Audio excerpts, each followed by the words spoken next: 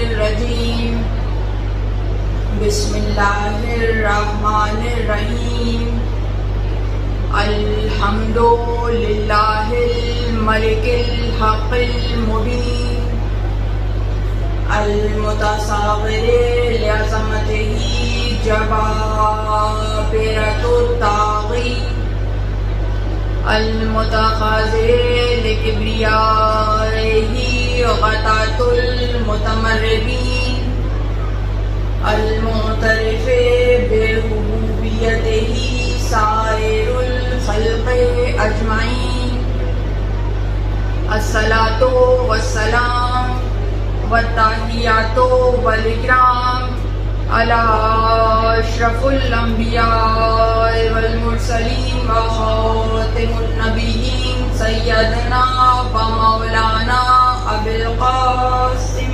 محمد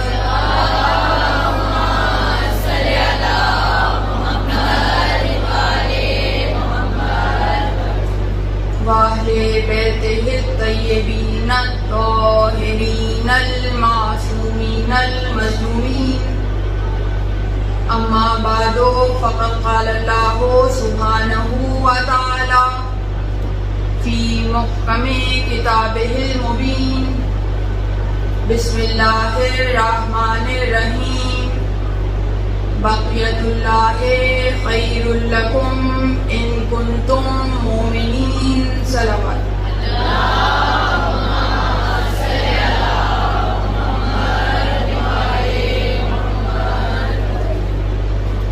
تمام حمد صلاح کے لیے کہ جس کی مداح تک بولنے والے کی رسائی نہیں، جس کی نعمتوں کو گننے والے گن نہیں سکتے، نہ کوشش کرنے والے اس کا حق ادا کر سکتے ہیں، نہ بلند پرواز ہمتیں اسے پا سکتی ہیں، نہ عقل و فہم کی گہرائیاں اس کی تہ تک پہنچ سکتی ہیں۔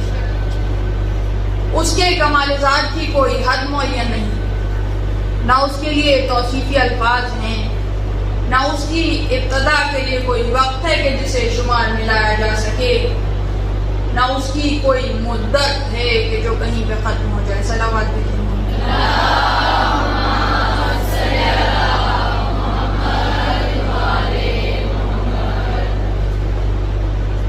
سرنامہ کلام میں سورہ ہود کی 86ویں آیت کی تلاوت مسلسل کی جا رہی ہے اور عنوان ہے اطاعت قائم آل محمد عجل اللہ تعالی فرجہ الشریف۔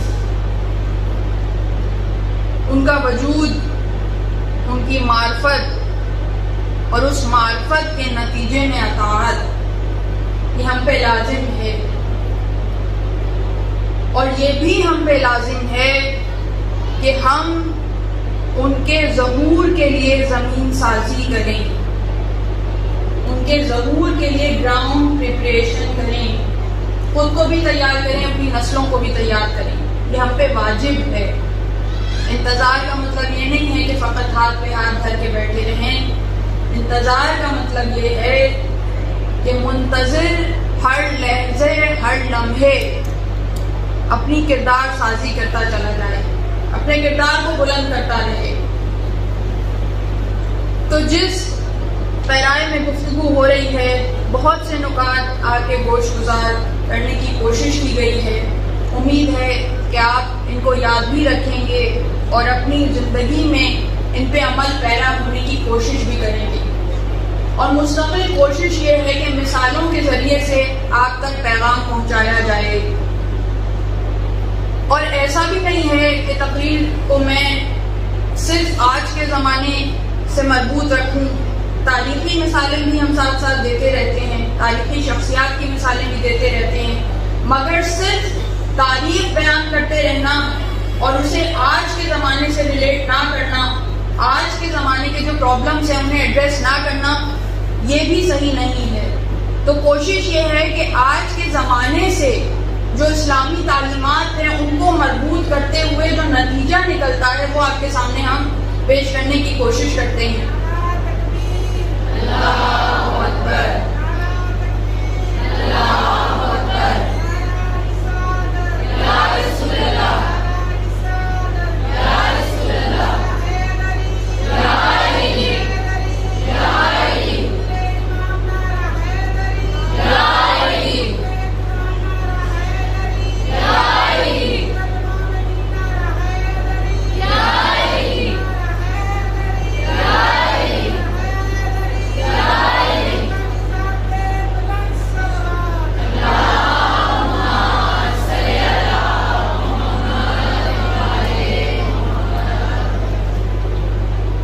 فی زمانہ کچھ انتہائی اہم موضوعات ہیں کہ جو عام طور پہ ابھی ممبر سے بیان نہیں ہو رہے. اتنے جدید موضوعات ہیں کہ ان پہ ابھی گفتگو نہیں ہو رہی، مگر گھروں میں ان کی وجہ سے مشکلات درپیش ہیں. اور اس سے پہلے کہ بہت دیر ہو جائے، اس سے پہلے کہ جو مصیبت ہے جو جس کا ابھی آغاز ہے وہ اتنی بڑھ جائے کہ اسے قابو کرنا مشکل ہو جائے، تو ضرورت اس بات کی ہے کہ ہر ایک اپنے گھر میں ان چیزوں پہ نگاہ رکھے اور جہاں بھی کنٹرول کرنے کی ضرورت ہے اسے کنٹرول کیا جائے. دیکھیے، اس وقت ہم جس زمانے میں سانس لے رہے ہیں یہ ظہور سے قریب ترین وقت ہے، اور ظہور سے قریب ترین وقت میں جتنی علامات ہیں ان کا خلاصہ یہ ہے، ان کا لب لباب یہ ہے کہ اس دور میں اتنے فتنے ہوں گے کہ جس کے ذریعے سے مومن کے راستے کو روکا جائے گا، مومن کو ڈسٹریکٹ کیا جائے گا. جو امام ہیں، قائم ہیں، ان کے ساتھ ہی ان کے ظہور کے کچھ عرصے کے بعد حضرت عیسیٰ کا ظہور ہونا ہے، سب جانتے ہیں. اور یہ تمام کتب میں موجود ہے، چاہے ہماری کتب ہوں احادیث کی، چاہے اہل سنت کی کتب ہوں، کہ جب حضرت عیسیٰ کا ظہور ہوگا تو وہ ان کے پیچھے نماز پڑھیں گے. صحیح مسلم میں بھی یہ روایت نقل ہے. اور امامت امام کریں گے اور وہ ان کے پیچھے نماز پڑھیں گے. تو دونوں کا ظہور ہونا ہے ایک کے بعد ایک. تو وہ کرائسٹ کہلاتے ہیں، انگلش میں انہیں کرائسٹ کہا جاتا ہے. تو کرائسٹ کے مقابلے میں اور امام کے مقابلے میں دجال کو آنا ہے، جسے اینٹی کرائسٹ کہا جاتا ہے. اب جو دجال ہے یہ کتنا بڑا فتنہ ہے، اور اس کے متعلق جو احادیث ہیں، جو روایات ہیں، اور جو اس کے نقصانات ہیں، اور جتنے نقصانات اتنے بڑے زمانے پہ محیط ہیں، تو اس کے نتیجے میں علماء نے یہ کہا کہ دجال فقط ایک شخصیت کا نام نہیں ہے، دجال ایک سسٹم کا نام ہے. اور واقعتاً آج ہم یہ دیکھ رہے ہیں کہ اینٹی کرائسٹ جو سسٹم ہے، یعنی کرائسٹ کے خلاف، عیسیٰ کے خلاف، عیسیٰ کے ظہور کے خلاف، تو جو عیسیٰ کے خلاف ہے وہ عیسیٰ کے امام کے خلاف بھی ہے. کیونکہ عیسیٰ اور قائم کی آئیڈیالوجی میں کوئی فرق نہیں ہے، کوئی فرق نہیں ہے. اور یہی بات جب حضرت عیسیٰ کا ظہور ہوگا، یہی بات حضرت عیسیٰ کے ماننے والوں پہ واضح ہو جائے گی. جب وہ یہ دیکھیں گے کہ ان کے لیڈر، ان کے رہبر، عیسائی کو تو مانتے ہیں نا، وہ جب امام کے پیچھے نماز پڑھ رہے ہیں تو پھر وہ جوک پر جوک مسلمان ہو جائیں گے. تو یہ ایک علامت ہوگی ان کے لیے. تو اس لیے امام کی آئیڈیالوجی میں اور حضرت عیسیٰ کی آئیڈیالوجی میں کوئی فرق نہیں ہے. تو جو عیسیٰ کا دشمن ہے وہ امام کا دشمن بھی ہے، جو اینٹی کرائسٹ ہے وہ اینٹی امام بھی ہے. اور واقعتاً وہ ان تمام علامات کو ہم سے زیادہ اسٹڈی کر رہے ہیں کہ جو امام کے ظہور کی ہیں. اور اسٹڈی کرنے کے بعد نئے نئے فتنے ایجاد کیے جا رہے ہیں جو دجال کے فتنے ہیں. تو دجال ایک سسٹم کا نام ہے، اس کے فتنوں کا آغاز ہو چکا ہے. اور فی زمانہ جو سب سے بڑا فتنہ ہے، جو سب سے بڑا فتنہ ہے، جو ہر گھر میں موجود ہے، اور ہر گھر میں ہر بچہ اس کا شکار ہوتا جا رہا ہے، تقریباً ہر بچہ، اور خصوصیت کے ساتھ لڑکے. دیکھیے، ایک زمانے میں ڈرگز میں ہیروئن جو تھی اس کا بہت چرچا تھا. ہیروئن کا ایڈکٹ جو ہوتا تھا اس پہ ڈرامے بھی بنتے تھے، اویئرنیس کے لیے کیمپین بھی چلائی جاتی تھی. ہیروئن جو ہوتا تھا، کیونکہ ہیروئن کیا، جب آپ ڈرگز لیتے ہیں تو ایک سطح سے جب وہ زیادہ ہو جاتی ہے تو وہ جان کا خطرہ ہوتی ہے، اور جو ایسا ایڈکٹ ہوتا ہے وہ الٹیمیٹلی مر جاتا ہے. اب تو ہیروئن ایک نشہ ہے، کتنے ہی نشے اور آ گئے. اگر آپ ویسے تو نہیں ہونا چاہیے اس کے بارے میں آگاہ، لیکن زمانے کی جو بدلتی ہوئی کروٹیں ہیں ان سے آگاہ ہونا، برائی کے بارے میں اس لیے پتا ہونا کہ بچا جا سکے، یہ ہر مومن پہ لازم ہے. تو اب کتنے ہی اور نشے آ گئے ہیں آئس ہے اور اس کے جو اثرات ہیں وہ اس سے بھی زیادہ ہیں.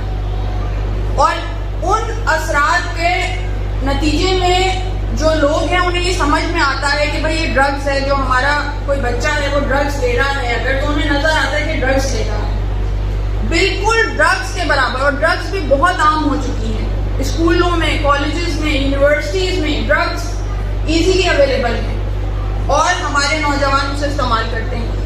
پہلے پیئر پریشر میں استعمال کرتے ہیں, یعنی دوست یوز کر رہے ہیں, وہ دوست انٹروڈیوس کراتے ہیں. اور یہ پیئر پریشر جو ہے یہ سب سے زیادہ نقصان دہ ہوتا ہے. کیوں نقصان دہ ہے؟ کہ بھائی 4 دوست ہیں, ان میں ایک نیا لڑکا گیا, ابھی داخل ہوا یونیورسٹی میں, اب انہوں نے اسے انٹروڈیوس کرائی کہ لو, اب وہ جب منع کرے گا تو اسے مختلف طرح کے تانے دیں گے کہ تم تو مدر بوائے ہو, ممی بوائے ہو, تم تو لڑکی ہو, تم تو ڈرپوک ہو, تمہیں تو زمانے کا کچھ پتہ ہی نہیں ہے. تو اس طرح کے مختلف تانے دیے جاتے ہیں جو بولنگ کی بھی قسم میں آتے ہیں. تو ماں باپ کی جو ذمہ داری ہے وہ یہ ہے کہ اس طرح کے حملوں سے بچنے کا بچوں کی تیاری گھر میں کرائی جائے, کہ جب انہیں اس طرح کے تانے دیے جائیں تو وہ ان کا جواب دے سکیں, یا کم از کم اتنا مقابلہ کر سکیں کہ وہ اس پریشر میں آ کے اس چیز کو استعمال نہ کرنے لگیں.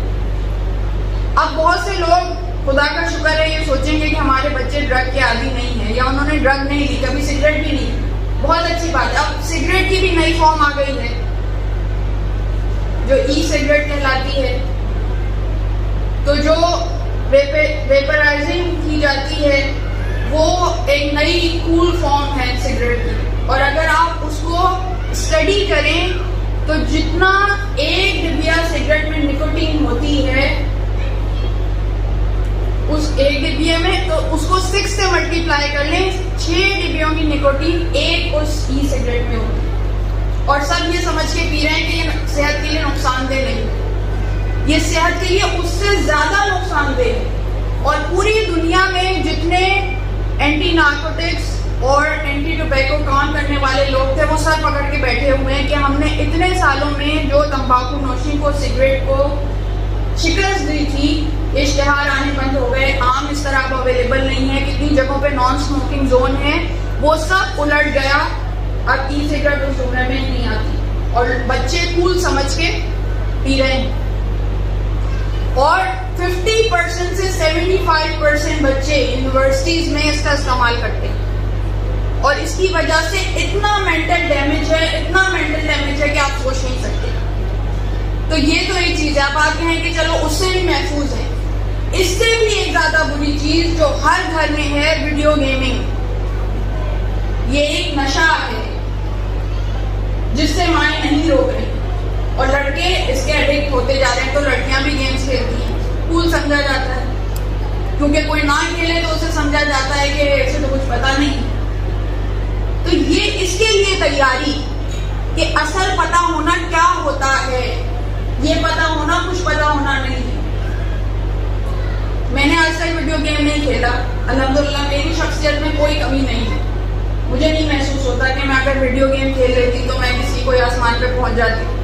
کوئی کمی نہیں محسوس ہوتی. میرے بچوں نے نہیں کھیلا, ان میں کوئی کمی نہیں ہے الحمدللہ. تو اور خود بخود تھا اس وقت, یہ سب ریسرچ نہیں ہوئی تھی, لیکن آج WHO نے ویڈیو گیمنگ ایڈکشن کو ایک مینٹل ڈیزیز ڈکلیئر کر دیا ہے. اور یہ ایڈکشن بہت آسانی سے, یعنی ویڈیو گیم کھیلنے کی ہیبٹ بہت آسانی سے ایڈکشن میں بدل جاتی ہے. آسان الفاظ میں کہوں, ویڈیو گیم کھیلنے کی عادت, گیمز کھیلنے کی, موبائل پہ گیمز کھیلنے کی عادت بہت آسانی سے لت بن جاتی ہے. اس لت کا شکار ہو جاتے ہیں. اب اس لت کی آپ اثرات دیکھیں کہ جو ایک ڈرگ ایڈکٹ ہے وہ تو صرف خود کو نقصان پہنچاتا ہے, صرف خود کو نقصان پہنچاتا ہے, وہ بھی غلط ہے. اور ظاہر ہے کہ ماں باپ اور پورا خاندان اس کی وجہ سے تباہ ہوتا ہے, لیکن پھر بھی اس کے اثرات کم ہیں.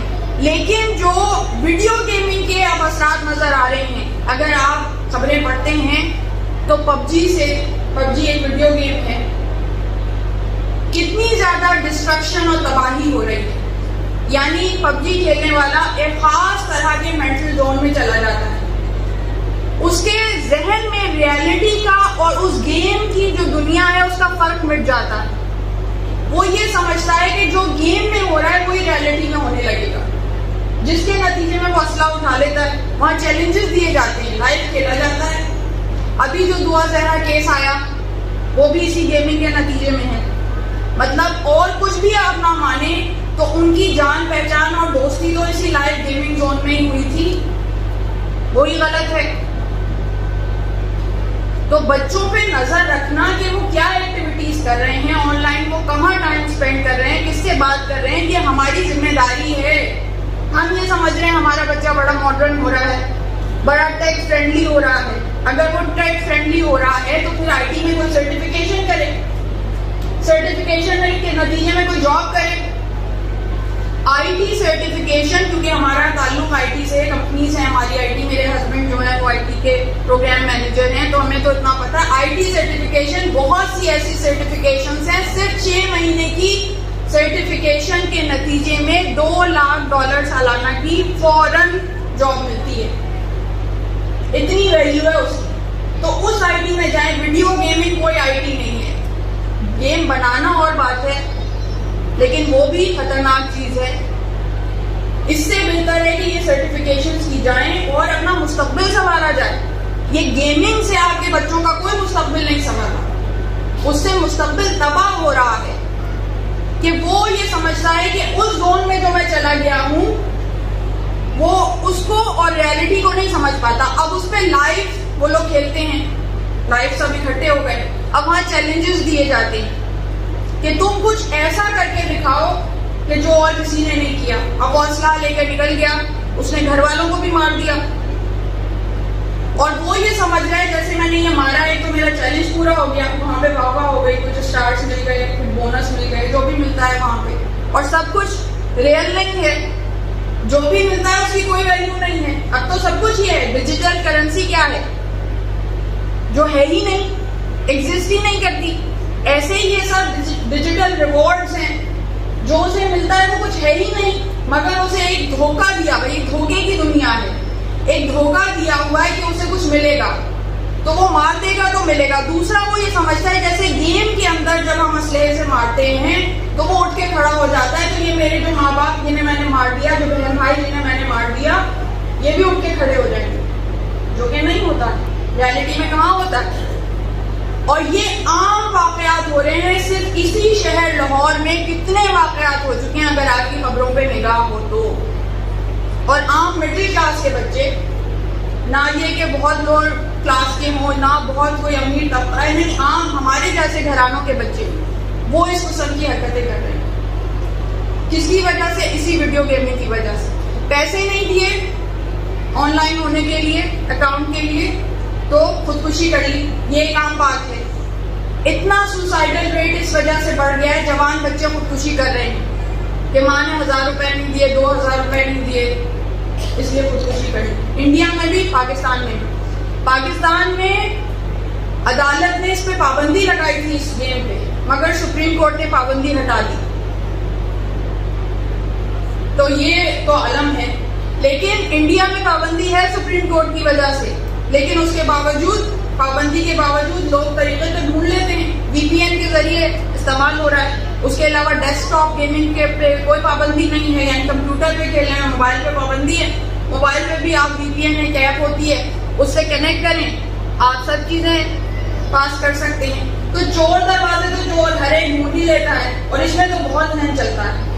پڑھائی میں ذہن چلے نہ چلے, ان چیزوں میں ذہن بہت چلتا ہے. تو یہ ڈائریکشن اپنے بچوں کو دینے کی ضرورت ہے, اس میں سختی کی ضرورت ہے. جن کے بچے چھوٹے ہیں وہ تو شکر ادا کریں کہ ابھی چھوٹے ہیں. nip the evil in the bud, ابھی آپ اس پہ قابو پا سکتے ہیں.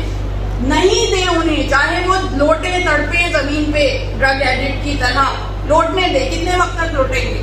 آہستہ آہستہ وہ خود اپنے ایموشنز کو, اپنے دماغ کو قابو کریں گے اور ٹھیک ہوتے جائیں گے.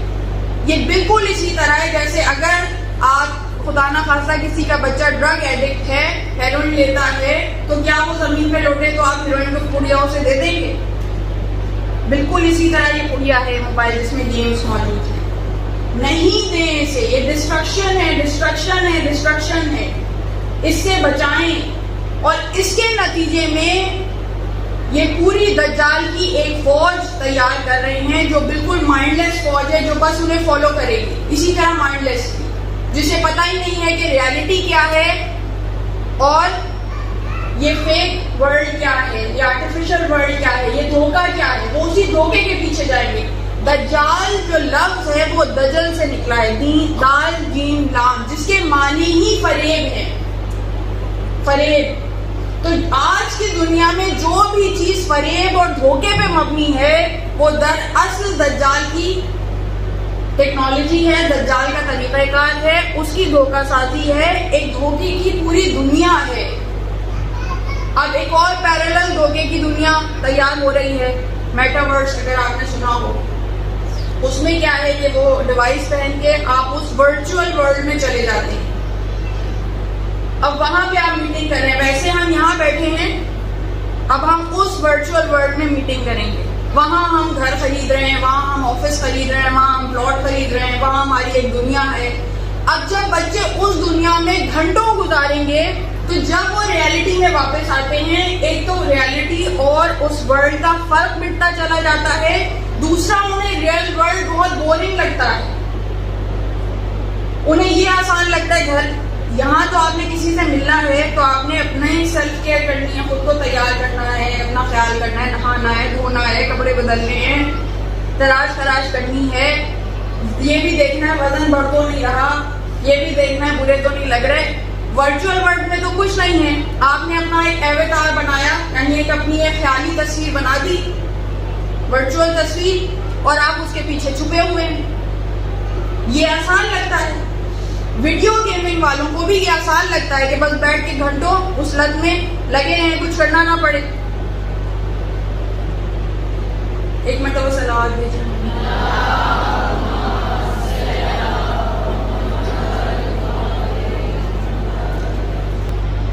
تو یہ میسج، یہ پیغام انتہائی اہم پیغام ہے، آج کے وقت کی ضرورتوں سے مربوط ہے، اور آج کل ہر گھر میں یہ چیزیں موجود ہیں اور اس کے اثرات آپ محسوس کرتے ہوں گے، بچوں کے مزاجوں میں محسوس کرتے ہوں گے، ان کا چڑچڑاپن، ان کا ضدی ہونا، بات نہ ماننا، یہ ہر گھر کی مشکل ہے. اور اس کی اصل وجہ یہ ہے کہ آپ نے ان کے ہاتھوں میں دجال کے آلائے کار دیے ہوئے ہیں اور ان کے ذہنوں کو دجال کنٹرول کر رہا ہے.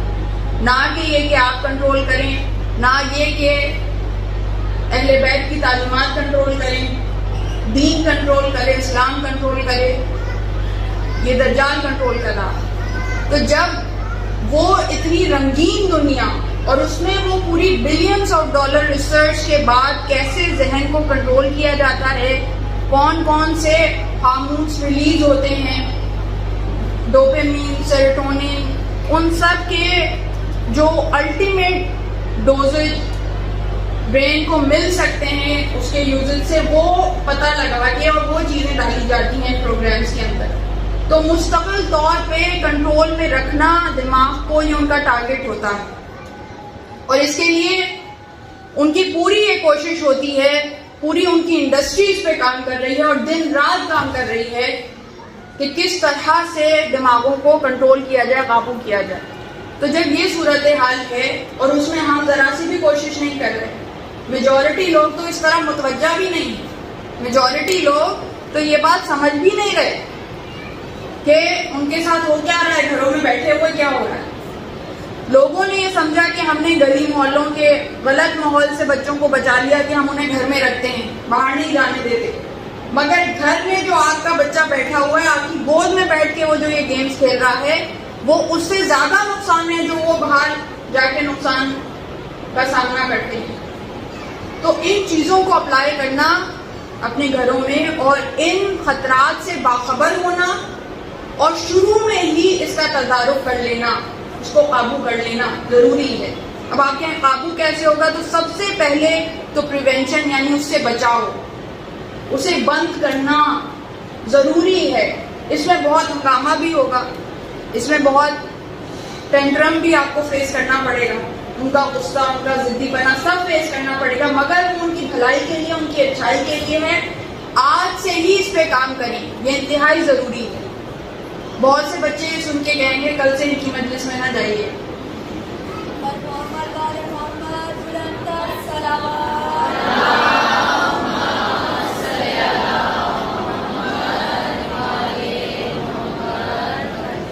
مگر ایسی تصاویر بھی موجود ہیں شیطان کی، دجال کی، نیٹ پہ.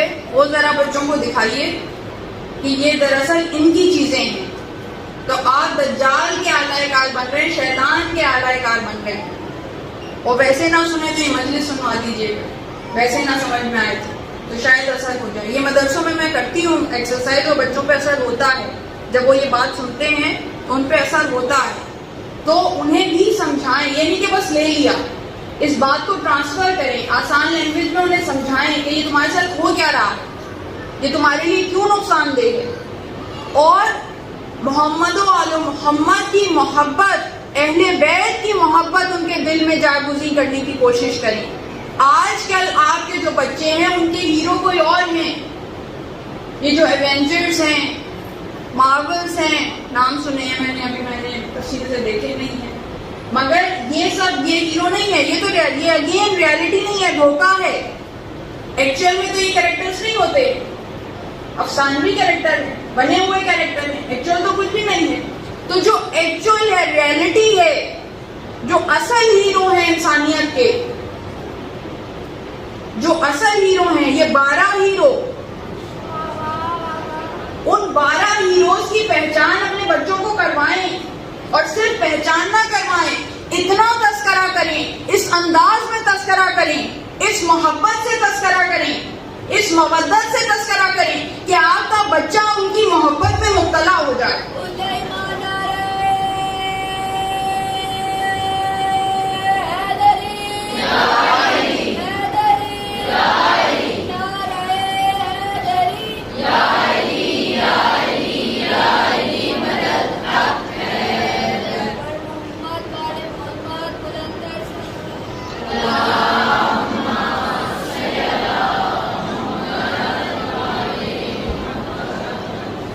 اب اگر کوئی یہ کہے کہ بھائی وہاں تو اتنی رنگین کارٹونز موجود ہیں انہیں اٹریکٹ کرنے کے لیے، ہم صرف زبانی کہانیاں سنائیں گے تو کیسے اٹریکٹ ہوگا، تو اس پہ بھی ہم کام کر رہے ہیں. ہمارا باقاعدہ ادارہ موجود ہے کیئر اسکول، تو انگلش میں اینیمیشنز ہم بناتے ہیں، انگلش میں کارٹونز بناتے ہیں، جس میں جو اصل انسانیت کے ہیروز ہیں ان کے کارنامے کارٹون فارم میں، اینیمیشن فارم میں بناتے ہیں تاکہ انہیں اٹریکٹ کریں. اب کم از کم ماں باپ یہ کر سکتے ہیں کہ ان کارٹونز کو بند کر کے انہیں کہیں یہ والے دیکھو، بات تدریج کر دیں کہ ایک یہ دیکھو پہلے، پھر تمہیں اتنا تھوڑا دیکھنا پڑیں گے، پھر آہستہ آہستہ اسے کم کرتے چلے جائیں، اسے بڑھاتے چلے جائیں.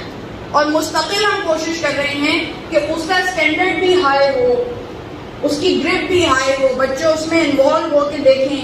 اور ابھی تک ہمیں بڑا پازیٹیو رسپانس ملا ہے. کیئر اسکول کے نام سے آپ سرچ کریں کہ AZ اسکول، تو آپ کو انگلش میں یہ تمام کارٹونز ملتے ہیں، اور سارے کارٹونز انگلش میں ہی ہوتے ہیں. اردو میں بھی اب ہم اسے ٹرانسفارم کر رہے ہیں. تو اپنی سی ہم یہ کوشش کریں، لیکن آپ یہ کوشش کریں کہ آپ کے بچے اس طرف آئیں، جو اصل ہیروز ہیں ان کو دیکھیں، ان کو سمجھیں، اور اس دھوکے اصلی اور نقلی کا فرق بچے کو سمجھائیں کہ اصلی کی کیا اہمیت ہے اور نقلی کی کیا اہمیت ہے. تو تم یہ جو دیکھ رہے ہو یہ کچھ بھی نہیں ہے، ایکچوئل میں کچھ نہیں ہے، اٹس ناٹ ریالٹی. لیکن وہ چاہتے یہ ہیں کہ بچے دھوکے سے اتنی محبت کرنے لگیں، فریب کی دنیا سے اتنی محبت کرنے لگیں کہ انہیں فریب سے محبت ہو جائے. فریب سے محبت کا کیا مطلب ہے؟ کہ دجال سے محبت ہو جائے.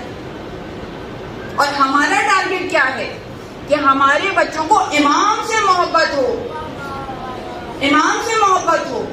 جس طرح دن رات وہ محنتیں کر رہے ہیں، جس طرح دن رات وہ محنتیں کر رہے ہیں، اگر ہم اس کا صرف 10% بھی محنت کریں تو ہم کامیاب ہو جائیں گے.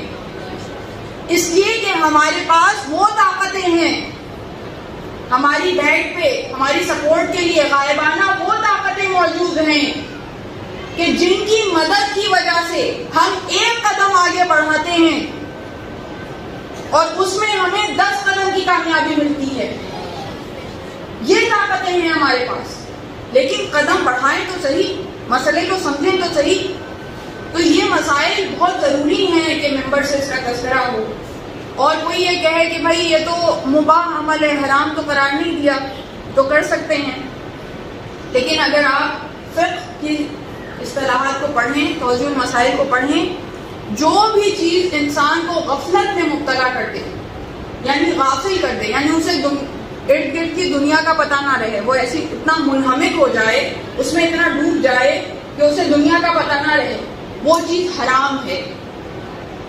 لہو و لعب جو ہے اس کی ڈیفینیشن یہی ہے کہ وہ غافل کر دیتی ہے، غفلت میں ڈال دیتی ہے، تو وہ حرام ہے. تو اس طرح اگر دیکھا جائے تو جتنے ویڈیو گیمز میں ہمارے بچے منہمک ہو جاتے ہیں تو اتنا ویڈیو گیمز کا استعمال حرام ہے. یہ نہ سمجھیں کہ وہ کوئی بہت نیک کام کر رہے ہیں.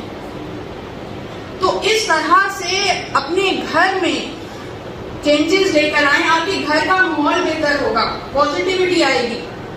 اور ایک اور جو مسئلہ درپیش ہے ماؤں کو، اور ابھی تھوڑے سے فضائل شخصیت کے بھی ہیں جس سے آج کا دن منسوب ہے، اور انشاءاللہ وہ بھی مضبوط ہو جائے گا ہمارے اس موضوع سے. ایک اور مسئلہ جو درپیش ہے کہ جب یہ چیزیں بچے استعمال نہیں کرتے، بچے کہتے ہیں کہ ہم بور ہو رہے ہیں. بچے سن رہے ہیں، سب بچوں پہ میری نگاہ ہے جو چھوٹے چھوٹے بچے بیٹھے ہوئے ہیں، یہ کہتے ہیں ہم بور ہو رہے ہیں. یہ ایک نئی وبا ہے. ہم نے اپنے زمانے میں اس طرح کبھی ماں باپ کو نہیں کہا کہ ہم بور ہو رہے ہیں. تو یہ بور ہونا نئی وبا ہے. تو یہ بور ہونا کیا ہے کہ ان کو ایک اتنی تیز رفتار چیز میں مگن رہنے کی ذہن کو عادت ڈال دی ہے کہ جب وہ اس دنیا سے باہر آتے ہیں تو انہیں یہ ریالٹی کی دنیا بہت بلیک اینڈ وائٹ اور بورنگ لگتی ہے. تو انہیں اس دنیا میں رہنے کی عادت اس طرح سے ڈالیں کہ ان کا وقت اس طرح گزروائیں کہ کچھ نہیں ہے، تم نے اپنے ساتھ وقت گزارنا، اپنے ساتھ رہنے کی عادت ڈالیں. اس کے اوپر الگ ریسرچ ہے کہ آج کل کے بچے اپنے ساتھ وقت نہیں گزار سکتے. یعنی انہوں نے پورا ایکسپیریمنٹ کیا کہ ایک بچے 10 بچوں کو باری باری کمرے میں 1 گھنٹے رکھا، ساتھ ایک مشین رکھی جس مشین میں کرنٹ تھا. ان کے پاس 2 آپشن تھے کہ یا تو فارغ بالکل بیٹھیں یا اس مشین پہ ہاتھ رکھیں اور انہیں کرنٹ لگے گا، ایک ایکٹیویٹی ہوگی، یعنی ایک اسٹیمولس فارم ہوگا، ایک کچھ نہ کچھ تو ہوگا نا. ایک بند کمرے میں یہ کیا اور کچھ نہیں تھا. پوری یوٹیوب پہ اس کی ویڈیو موجود ہے اس ایکسپیریمنٹ کی. بچے 10 منٹ سے زیادہ نہیں بیٹھ سکے. بچے سے مراد ٹین ایجرز ہیں، نہیں بیٹھ سکے، اور 10 منٹ کے بعد انہوں نے اپنے آپ کو کرنٹ لگوانے کو پریفرنس دی بنسبت بورنگ بیٹھنے. اور وہ بار بار اس مشین سے کرنٹ لگواتے تھے کہ کچھ تو کرنے کو ہے. یعنی بچوں کی اچھائی اور برائی کی سینس اس حد تک پہنچ چکی ہے. اب خود کو نقصان کس چیز سے پہنچ رہا ہے، کس چیز سے نہیں پہنچ رہا ہے، یہ سینس ہی نہیں ہے. یہ سینس بچوں میں ڈیولپ کریں کہ ہمارے لیے کیا اچھا ہے، کیا برا ہے. اب دیکھیے یہ بالکل عام سی بات ہے، کرنٹ لگنا تکلیف ہو رہی ہے اسے، مگر وہ اس تکلیف کو اس بوریت کی تکلیف پہ ترجیح دے رہا ہے.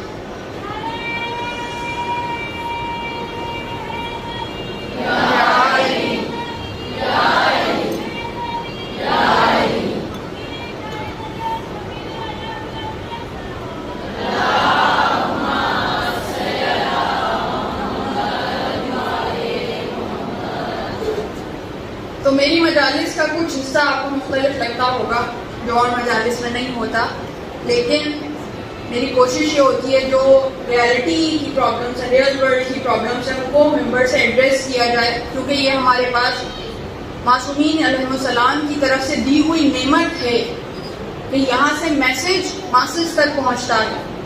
اور ہاں اس میں ہم ٹیکنالوجی کا سہارا لیتے ہیں، انہی کی ٹیکنالوجی کو یوز کر کے اپنا پیغام دنیا تک پہنچا دیں. تو انہی کی ٹیکنالوجی کو یوز کر کے انہیں شکست دینا، یہ صحیح مومن کا کردار ہے. جو دوسری مجلس میں نے آپ کے سامنے عرض کیا تھا کہ جو ایران بھی کر رہا ہے کہ انہی کے ٹیکنالوجی کے میدان میں ان پہ سبقت لے کر جا رہا ہے. تو اس طرح سے ہم نے اپنے بچوں کی تربیت کرنی ہے اور صحیح ہیروز کی پہچان کروانی ہے کہ صحیح ہیرو کیا ہے، صحیح ہیرو وہ نہیں ہوتا کہ جو بس یوں شوں سے کچھ کرے اور کچھ ہو جائے. صحیح ہیرو وہ ہوتا ہے کہ جو اپنے اوپر کچھ کرے اور کچھ ہو جائے, کچھ سے کچھ ہو جائے, کچھ نہ ہونے سے بہت کچھ ہو جائے, فنا سے بقا کی منزل کو پالے. تو ٹھیک ہے, جرأت, ہمت, حمیت, بہادری, لڑائی کرنا, یہ بہت انسپائر کرتا ہے انسان کے جذبات, اس سے بہت امپریس ہوتے ہیں, انسپائر ہوتے ہیں. اگین ڈوپامین ریلیز ہوتا ہے, ڈفرینٹ کیمیکلز ریلیز ہوتے ہیں, آپ کے خون میں گردش ہوتی ہے جب آپ اس طرح کی جنگ دیکھتے ہیں. مگر ہمارے اماموں نے یہ بتایا ہے کہ جنگ کے میدان میں بھی عقل کو حاوی رکھنا, فقط اس طرح سورما اور بہادر نہ ہونا کہ عقل کو بالائے طاق رکھ دیا, نہیں. علی نے جنگ کے میدان کو درسگاہ بنا کے دکھایا.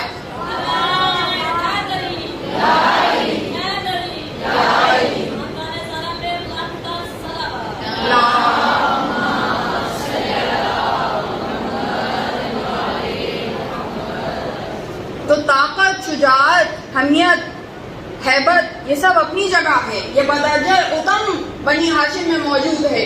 مگر اس سے بھی اعلیٰ وصف جو بنی ہاشم میں پایا جاتا ہے وہ یہ ہے کہ ان تمام طاقتوں کو اپنے کنٹرول میں رکھتے ہوئے, قربتاً اللہ کے تابع رکھتے ہوئے تلوار کو اٹھانا, یہ علی نے تربیت دی ہے. علی کے علاوہ کوئی نہیں ہے جس نے جنگ کے میدان کو درسگاہ بنایا ہو. جنگ صفین ایک جنگ ہوئی جو بڑی طویل جنگ تھی, اس جنگ پہ والیومز کے والیومز موجود ہیں, کبھی اسے اسٹڈی کریں تو آپ کو پتہ چلے گا. دنیا کو اگر جنگ کے معیارات, جنگ کے اصول اگر کسی نے سکھائے ہیں تو علی بن ابی طالب نے سکھائے ہیں. اور اس زمانے میں سکھائی ہیں کہ جب قوم اتنی وحشی ہوتی تھی کہ جب مارتی تھی تو سب کچھ لوٹ لیتی تھی, مگر علی جب مارتے تھے تو فقط ایک وار سے وار کرتے تھے, اور اس کے علاوہ جو واصل جہنم ہونے والا ہے اس کو چھوتے بھی نہیں تھے, اس کے سامان تک وہ ہاتھ نہیں لگاتے تھے. حالانکہ وہ ایک عام بات تھی کہ مال غنیمت لوٹ لینا, مگر جو مرنے والا ہے اس کے گھر والے ناز کرتے تھے کہ ہمارے مرنے والے کو علی نے مارا ہے, علی نے مارا ہے. واقعتاً تاریخ میں یہ سخت ہے اور پہچانا جاتا تھا کہ یہ علی کا مارا ہوا واصل جہنم ہوا کا کافر ہے. تو اس طرح سے جو تربیت کرے وہ علی ہے, اور علی نے اپنے جیسے ایک علی کی دعا کی تھی,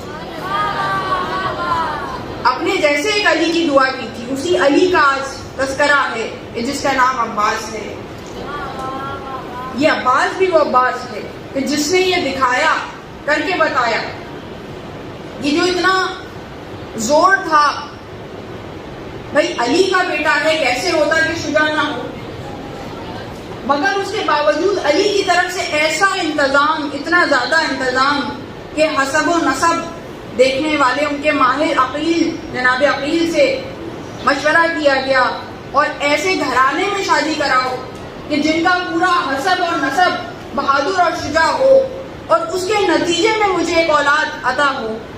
تو یہ جو اتنا انتظام علی کر رہے ہیں, یہ انتظام علی اس لیے نہیں کر رہے کہ یہ دکھانا ہے کہ وہ ایسے تلوار کے جوہر دکھائے گا کہ صفوں کو تہو بالا کر دے گا. یہ انتظام دو وجوہات سے علی کر رہے ہیں, دو مصلحتیں درپیش ہیں. یہ بہت کم تذکرہ ممبر سے کیا جاتا ہے کہ یہ مصلحتیں کیا ہیں.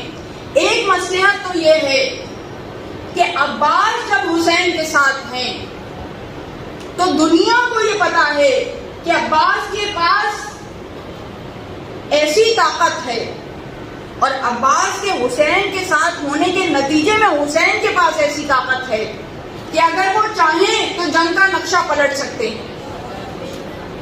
تو کوئی اس میں سوال نہیں اٹھا سکتا, اس لیے کہ جنگ صفین میں عباس کی جنگ کے جوہر دیکھ چکے ہیں. ایسے ہی تو ہیبت تاری نہیں ہے نا, ایسے ہی تو نہیں ہے کہ عباس میدان میں آتے ہیں تو فوجیں ادھر کی ادھر بھاگنا شروع ہو جاتی ہیں. عباس نے کر کے دکھایا ہے. تو یہ ایک ایسی طاقت مولا علی نے امام حسین کو عطا کی، تاکہ جس کے نتیجے میں یہ ثابت ہو کہ یہ جو تمہیں لگ رہا ہے کہ شکست فاش ہوئی ہے، دراصل شکست فاش نہیں، فتح مبین ہے، فتح مبین ہے۔ تو عباس جیسی طاقت کا ہونا یہ ثابت کرتا ہے کہ وہ چاہتے تو جس لمحے بھی جنگ کے نقشے کو بدل سکتے تھے، مگر جنگ حسین کا مقصد نہیں تھی، حسین جنگ کرنے نہیں آئے تھے۔ اس بات کی دلیل عباس ہے۔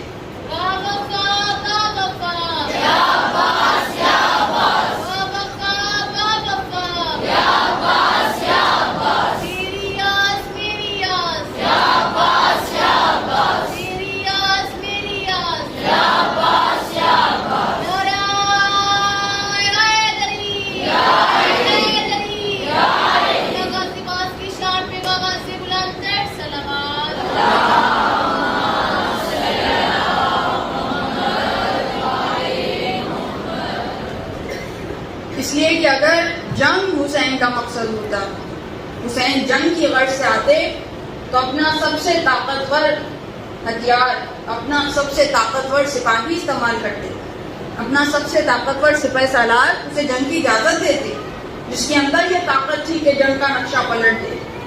تو یہ جو عباس کے پاس طاقت کا ہونا اور علی کا اتنا انتظام کرنا کہ عباس کے پاس ایسی شجاعت و طاقت ہو، یہ اس لیے ہے تاکہ یہ ثابت ہو سکے کہ جنگ حسین کا مقصد نہیں تھی، جنگ ان پہ مسلط کی گئی تھی، ان پہ ظلم کیا گیا تھا، ان پہ حملہ کیا گیا تھا، گھر میں گھس کے حملہ کیا گیا تھا، اس لیے کہ کربلا حسین کی جاگیر تھی، کربلا حسین کی جاگیر تھی۔ اور دوسری طرف جو پیغام علی نے دینا تھا رہتی دنیا کو عباس کے وجود کے ذریعے سے، وہ پیغام یہ تھا کہ اتنی شجاعت، اتنی طاقت، اتنی حمیت، اتنی ہیبت ہونے کے باوجود، یہ طاقت، شجاعت، ہیبت اور حمیت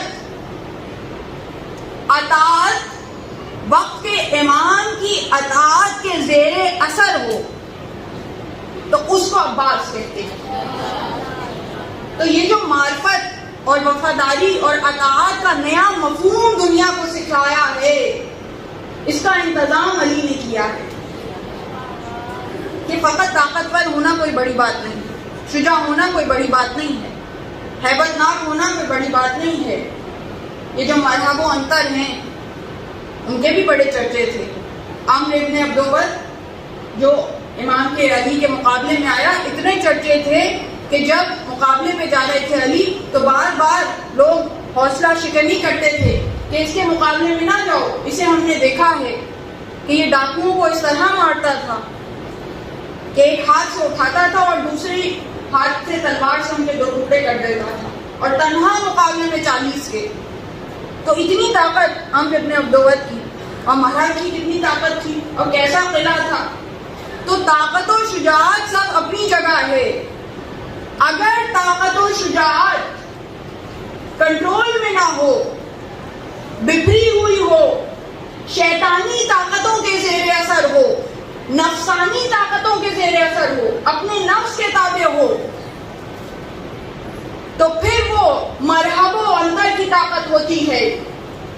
اور اگر اس سے زیادہ طاقت، اس سے بھی زیادہ طاقتور، اس سے بھی زیادہ شجاع، اس سے بھی زیادہ ہیبت رکھنے والا شخص اگر وقت کے امام کی جبین مبارک کی ایک حرکت کے تابع ہو تو وہ عباس ہے۔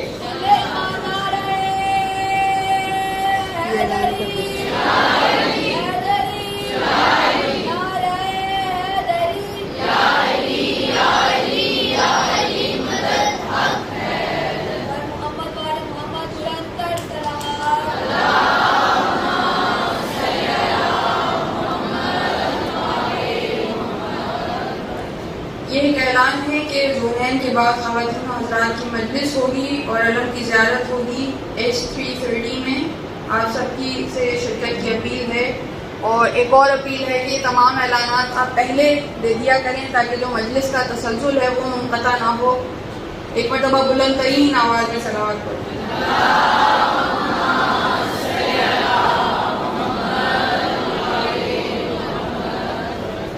تو یہ جو بامعرفت شجاع ترین فرد ہے عباس، ان کی معرفت کا اظہار بہت ہوا. زیادہ ہم زور ان فضائل پہ دیتے ہیں کہ جو شجاعت کے متعلق ہیں، مگر عباس وہ ہیں جن کو معصوم نے کہا کہ عباس فقیہ تھے، عالم تھے،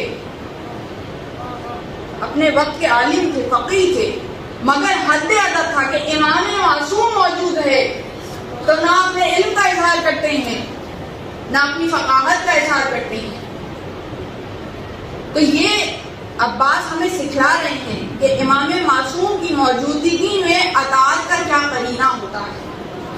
جب ہم چاہتے ہیں کہ اطاعت قائم آل محمد سیکھیں تو ہمیں عباس سے سیکھنا چاہیے کہ وقت کے امام کی اطاعت کس طرح ہوتی ہے، کس طرح ہوتی ہے. اور اتنی طاقت ہونے کے باوجود، اور اس کے بعد ہم یہ دیکھتے ہیں کہ جب 9 محرم کو پیغام بھجوایا ہے امام حسین نے کہ ابھی ہم جنگ نہیں کرنا چاہتے، 1 رات کی مہلت دی جائے، جو کہ اصل میں حسین انہیں مہلت دے رہے تھے کہ جو بھی باطل سے حق کی طرف آنا چاہے آ جائے، 1 رات کی اور مہلت لے لو.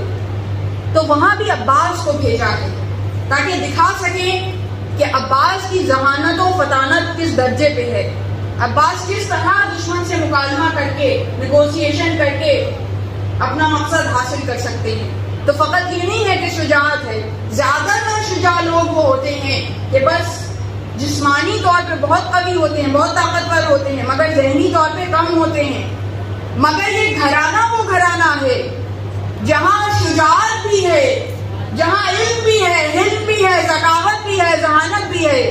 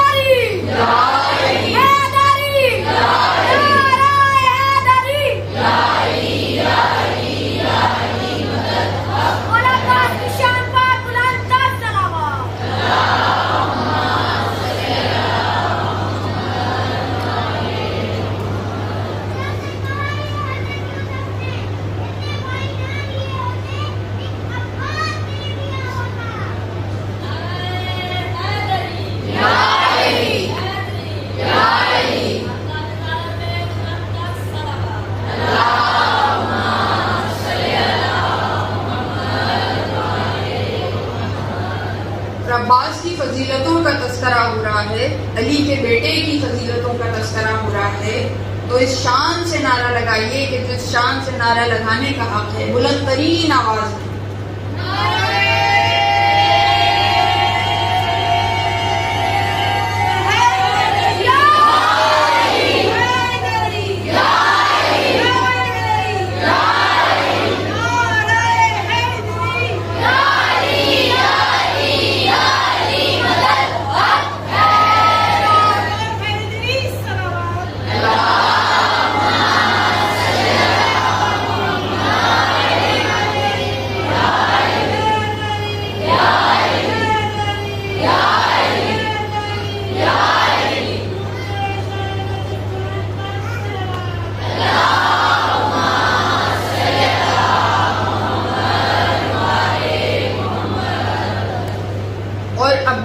معرفت کا اندازہ، عباس کی ذہانت کا اندازہ، عباس کی وفاداری کا اندازہ. یہ جو ہم کہتے ہیں نا با وفا عباس، با وفا عباس، یہ کیوں کہتے ہیں؟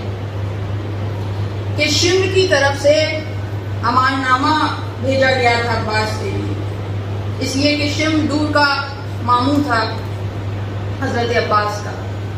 اور یہ کوئی بڑی بات نہیں ہے، یہ ہمیشہ رہا ہے کہ حق پرستوں کے کچھ رشتہ دار باطل پرست ہوا کرتے ہیں. رسول خدا کے اپنے چچا، وہ چچا کہ جن کو قرآن میں کس طرح سے یاد کیا گیا، ابو لہب، وہ باطل پرست تھے، سگے چچا. تو دور کا ماموں اگر باطل پرست ہے یہ کوئی بڑی بات نہیں ہے. بات یہ ہے کہ عباس نے کس قرآنی انداز میں جواب دیا، کہ جس طرح قرآن نے کہا تبت یدا ابی لہب وتب، ٹوٹ جائیں ابو لہب کے ہاتھ. ایسے ہی کہا نا. تو جب امان آیا, امان نامہ شمر کی طرف سے آیا, تو عباس نے کیا جواب دیا؟ تبت یدک, ٹوٹ جائیں تیرے ہاتھ. لا امان لہو, یعنی میرے لیے تو امان نامہ ہے, رسول کے نواسے کے لیے امان نامہ نہیں ہے. کیا بامعرفت جواب ہے, اور کیسا قرآن کے زیر سایہ جواب ہے. یہاں سے عباس کی وفاداری کا اعلان اس طرح سے ہوا کہ امان موجود ہے, جان کس طرح سے قربان کر رہے ہیں. ایسا نہیں ہے کہ مجبوری کی حالت میں کر رہے ہیں, کہ غلام ہے تو جان دے رہے ہیں.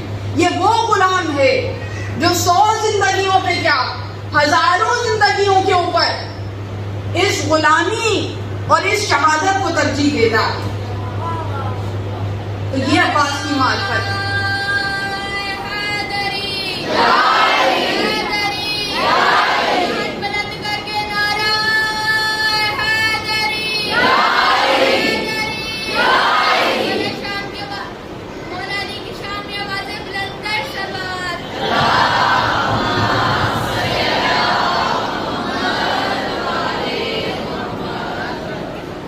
اور شب عاشور کچھ لوگوں نے, کچھ اصحاب نے تذکرہ کیا تھا جناب عباس سے, اس لیے کہ سب منتظر تھے, سب دیکھنا چاہتے تھے عباس کی شجاعت کو. تو عباس سے تذکرہ کیا کہ کل جب جنگ ہوگی اور تم جنگ کرنے جاؤ گے تو تمہارا کیا انداز ہوگا. تو کچھ اس طرح کی گفتگو اصحاب حسینی میں اور جناب عباس میں ہوئی. تو جواب میں جناب عباس نے کہا کہ جو اس وقت گھوڑے پر بیٹھے ہوئے تھے, رکابوں پہ زور ڈال کر کھڑے ہوئے, اور اس طرح رکابوں پہ زور ڈالا کہ رکابیں ٹوٹ گئیں, اور کہا تم عباس کو جوش دلاتے ہو, کل دیکھنا کہ جنگ کا عالم کیا ہوگا. تو اس طرح عباس تیار تھے جنگ کے لیے, اس طرح تیار تھے. اور اس طرح تیاری کے باوجود اطاعت امام میں جب اجازت نہیں ملی تو اپنے جوش کی رکابوں کو روک لینا, اس کے لیے جتنی شجاعت چاہیے یہ شجاعت عباس کے پاس. شجاعت یہ نہیں ہوتی کہ بس بازوؤں سے جو شجاعت جنگ کے میدان میں دکھائی جائے. اصل زیرت اور شجاع وہ ہوتا ہے کہ جو نفس کو قابو کر لے.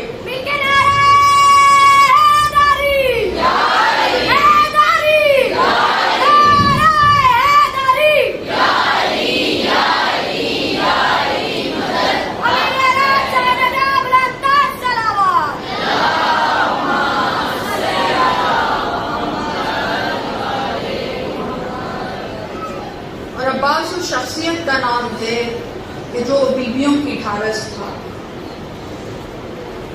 اور بی بی کا یہ جملہ تاریخ میں موجود ہے کہ جس کے 18 بھائی ہوں اور جس کا عباس جیسا بھائی ہو. تو بہت ٹھارس تھی بیویوں کو عباس کے وجود سے.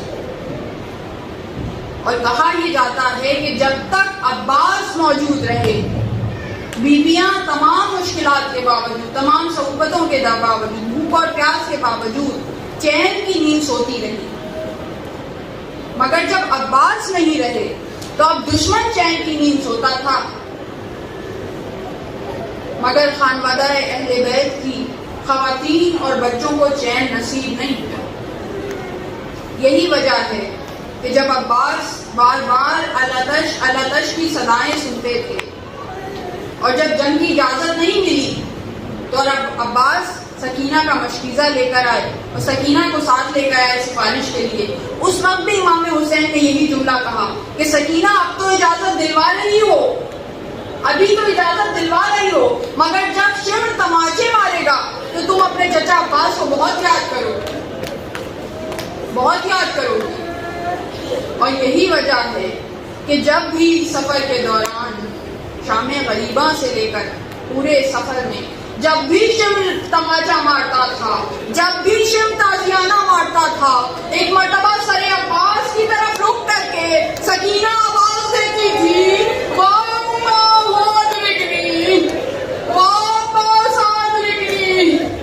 چچا مدد کے لیے آئیے, عباس مدد کے لیے آئیے. ہمیشہ عباس ہی کو پکارتی تھی. اور میں واقعات کو مختصر کر کے مسائل کی معراج آپ تک پہنچاتی ہوں تاکہ جو گریہ کرنے کا حق ہے وہ حق ہم ادا کر سکیں. کہ جس وقت عباس کو پانی لانے کی اجازت ملی اور پانی لینے کے لیے عباس میدان میں آئے تو اب کوئی مقابلے کے لیے نہیں آیا، اس لیے کہ عباس کی ہیبت اتنی ہے، عباس کا جاہ و جلال اتنا ہے کہ جس وقت میدان میں آئے فوجیں پیچھے کی طرف بھاگ گئیں اور عباس اپنے پورے جاہ و جلال کے ساتھ فرات پر آئے اور آنے کے بعد چلو میں پانی لیا. پانی لینے کے بعد پانی کو ایک نظر دیکھا اور دیکھنے کے بعد پانی کو پانی ہی کی طرف پلٹا دیا، اس لیے کہ ممکن نہیں ہے کہ حسین کے بچے پیاسے ہوں اور عباس پانی پی لیں. عباس پانی پی لے، مشکیزے کو بھرا، چاہا کہ زلجنا پانی پی لے، اس کا منہ پانی کی طرف کیا، مگر با وفا عباس کا با وفا گھوڑا تھا، کیسے پانی پی لیتا؟ منہ پھرا لیا، منہ پھرا لیا. ان کے تو جانور بھی ایسے بامعرفت ہیں، جانور بھی ایسے بامعرفت ہیں، اور بے شک ہر زیرو، ہر جانور اہل بیت کی معرفت رکھتا ہے. اور اس کے بعد جب مشکیزے کو بھر لیا، اب چاہتے ہیں عباس تیزی کے ساتھ گھوڑے کو دوڑانا شروع کیا. چاہتے یہ ہے کہ کسی طرح پانی خیام حسینی تک پہنچ جائے، خیام حسینی تک پہنچ جائے. اور وہاں فوجیں یہ چاہتی ہیں کہ پانی خیام حسینی تک نہ جانے پائے. عمر سعد نے حرملہ کو کہا کہ کچھ بھی کرو پانی خیام حسینی تک نہ پہنچے، خیام حسینی تک نہ پہنچے. اور خود حرملہ نے جس وقت اعتراف جرم کیا تو وہ یہ بیان کرتا ہے کہ میرا کام تو بعد میں شروع ہوا تھا.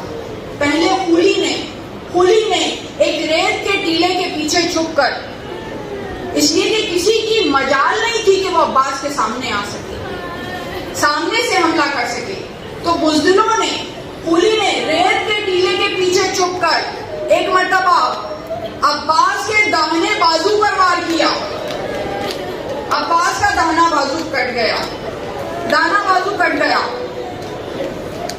اور خولی کہتا ہے کہ مجھے دیکھتے ہوئے ایک اور ظالم نے دوسرے ریت کے ٹیلے کے پیچھے چھپ کر عباس کے بائیں بازو پر وار کیا.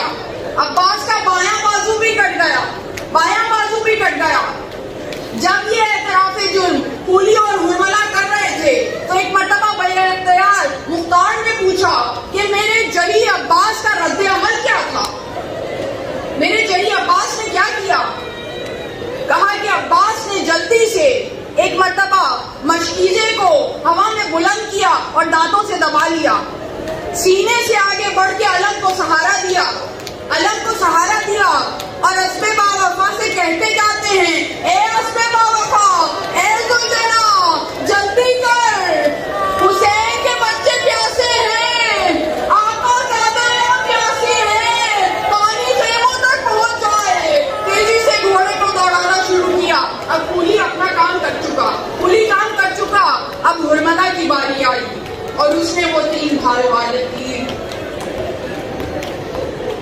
پہلا 3 بھار والا تیر چلائے کمان میں دوڑا. حرملہ یہ کہتا ہے کہ میں یہ چاہتا تھا کہ مشق حسینی کو چھید دوں، مشق حسینی کا نشانہ لگاؤں، مگر دونوں بازو عباس کے موجود نہیں ہیں. اس کے باوجود عباس مشق پہ، مشکیزے پر اس طرح چھائے ہوئے تھے کہ مجھے کہیں سے کوئی جگہ دکھائی نہیں دیتی تھی. میں نے چاروں طرف گھوم کے جائزہ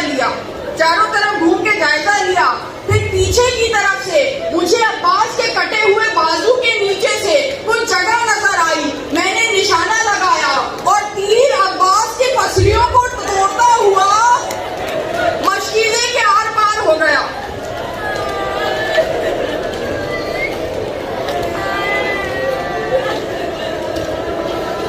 عباس کی ڈھارس ٹوٹ گئی، عباس کی جو تمنا تھی وہ ختم ہو گئی.